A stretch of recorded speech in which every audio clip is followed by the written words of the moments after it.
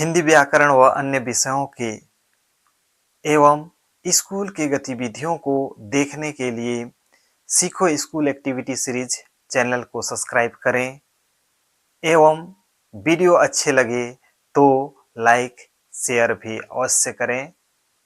धन्यवाद। हिंदी व्याकरण के एक महत्वपूर्ण बिंदु है कारक। कारक को हम लोग समझते हैं। कारक की परिभाषा सबसे पहले हम देखते हैं कि संज्ञा या सर्वनाम के जिस रूप से वाक्य में अन्य शब्दों के साथ उनका संबंध सूचित हो उसे कारक कहते हैं। एक बार पुनः देखते हैं।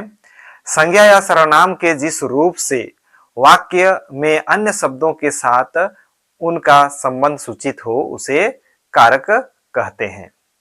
या हम दूसरे शब्दों में हम कह सकते हैं कि संज्ञा या सर्वनाम के जिस रूप से उनका क्रिया से संबंध सूचित हो उसे कारक कहते हैं। तो अभी इन दो परिभाषाओं को हम लोग देखा। चलिए मैं बोर्ड में भी लिखा, इसको भी एक बार देख लेते हैं।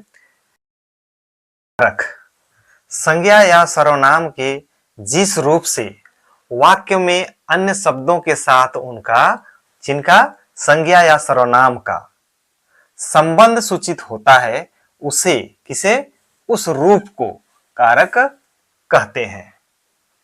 या हम और दूसरे परिभाषा हम देख सकते हैं। दूसरे शब्दों में हम लोग संज्ञा या सर्वनाम के जिस रूप से उनका मतलब कि इनका संज्ञा या सर्वनाम का क्रिया से संबंध सूचित हो उसे किसे उस रूप को कारक कहते हैं। एक बार पुनः हम लोग देखेंगे कि संज्ञा या सर्वनाम के जिस रूप से वाक्य में अन्य शब्दों के साथ उनका संबंध सूचित हो उसे कारक कहते हैं। ठीक है। या हम कह सकते हैं संज्ञा या सर्वनाम के जिस रूप से उनका क्रिया से संबंध सूचित हो उसे कारक कहते हैं। तो ये देखेंगे हम लोग कि कारक जो है, अभी हम लोग देखे दो परिभाषा देखे, है ना। इन दो परिभाषाओं का अर्थ है कि संज्ञा या सर्वनाम के आगे ने, को, से आदि विभक्ति लगती है तब उनका रूप ही एक कारक कहलाता है।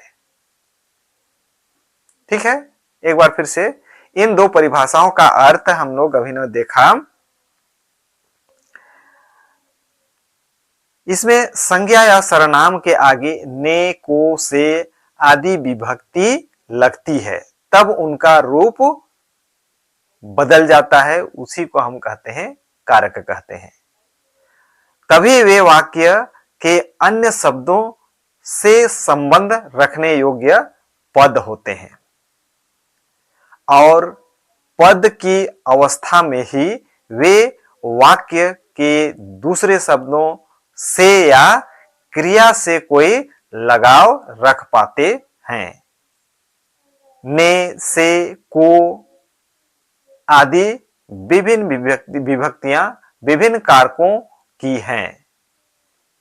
इनके लगने के बाद ही कोई शब्द कारक पद बन पाता है और वाक्य में आने योग्य होता है। या कारक पद या क्रियापद बने बिना कोई शब्द वाक्य में बैठने योग्य नहीं होता है। जैसे यहाँ एक उदाहरण हम लोग देखते हैं। उदाहरण देखेंगे यहाँ पर। जैसे हम लोग एक उदाहरण देखते हैं। एक उदाहरण देखिए। रामचंद्र जी ने खारे जल के समुद्र पर बंदरों से पुल बंधवा दिया। यहां पर ये वाक्य है, देखेंगे, है ना, उदाहरण के रूप में। रामचंद्र जी ने कारक, खारे जल के समुद्र पर बंदरों से पुल बंधवा दिया ना। तो इसमें देखेंगे क्या है, ने है, पर है, से है। ये क्या किया, ये कारक चिन्ह है, उससे ये बंधवा दिया, उससे क्या हो गया, इससे संबंध हो गया। ठीक है। तो इन शब्दों से इनका जो है, इस वाक्य में रामचंद्र जी को देखेंगे। रामचंद्र जी ने समुद्र पर बंदरों से और पुल संज्ञाओं के रूपांतरण है। पुल क्या है? संज्ञाओं के रूपांतरण है, जिनके द्वारा इन संज्ञाओं का संबंध संबंध क्या हो गया? बंधवा दिया। ये बंधवा दिया क्रिया के साथ सूचित होता है। तो इस तरह से जो है कारक हमारे वाक्यों में, हिंदी के वाक्यों में प्रयोग होते हैं।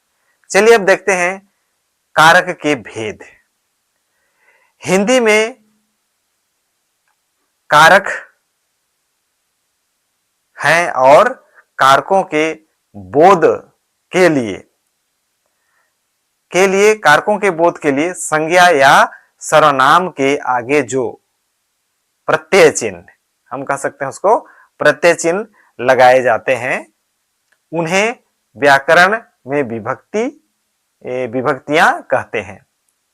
कुछ लोग इन्हें परासर्ग भी कहते हैं। विभक्तियों से बने शब्द रूप को विभक्तियां शब्द या पद कहते हैं।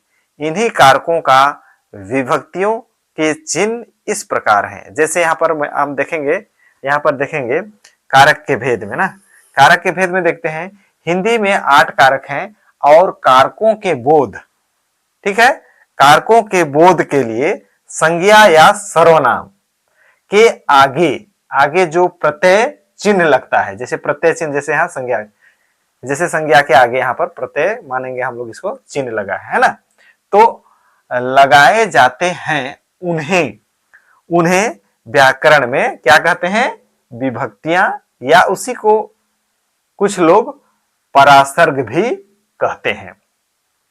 विभक्तियों से बने शब्द रूप को विभक्तियां शब्द या उसी को हम लोग क्या कहते हैं? पद कहते हैं। हिंदी कारकों के विभक्तियों के चिन्ह इस प्रकार हैं। तो हम लोग देखते हैं हिंदी कारकों के विभक्तियों के चिन्ह इस प्रकार हैं। देखेंगे इधर, जैसे कारक है और ये विभक्तियां हैं। कर्ता, यहां देखेंगे कर्ता, विभक्तियां ने, कर्म को, कर्म का विभक्तियां को, करण का से, संप्रदान का को के लिए, अपादान से, संबंध का के, की, री, रा, रे, या अधिकरण में, पर, और संबोधन है हे, अजी, अहो, अरे आदि बहुत सारे हैं। तो इस तरह से जो है हिंदी में कारक और विभक्तियों का प्रयोग होता है।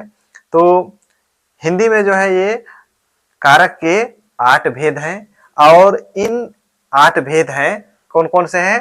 कर्ता, कर्म, करण, संप्रदान, आपादान, संबंध, अधिकरण, संबोधन, ये 8 कारक हैं। तो इन 8 की विभक्तियां चिन्ह वाक्यों के साथ में प्रयोग होता है।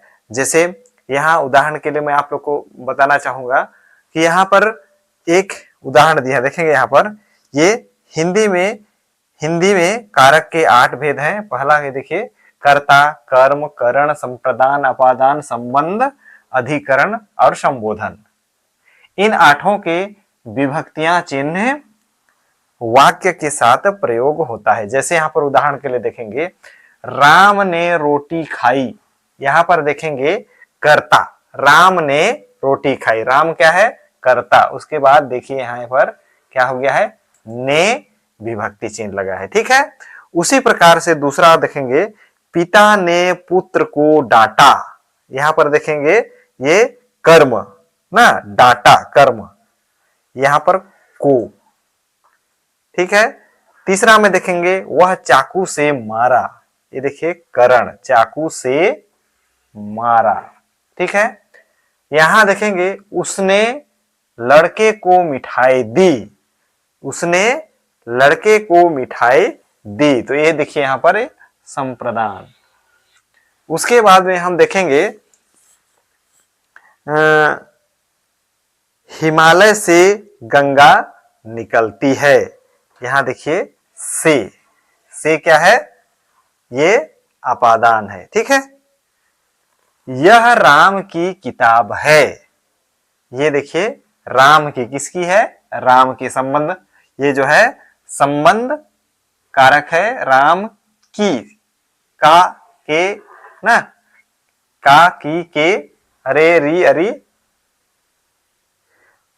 उसके बाद में तुम्हारे घर में 10 लोग हैं। घर में क्या है, 10 लोग हैं। ये क्या है, अधिकरण की विभक्ति है। उसके बाद में देखेंगे हे भगवान मेरी रक्षा करना। हे जो है ये क्या है, संबोधन है, ठीक है। इस तरह से हम जो है ये वाक्य में ये कारक और विभक्तियों का प्रयोग करते हैं।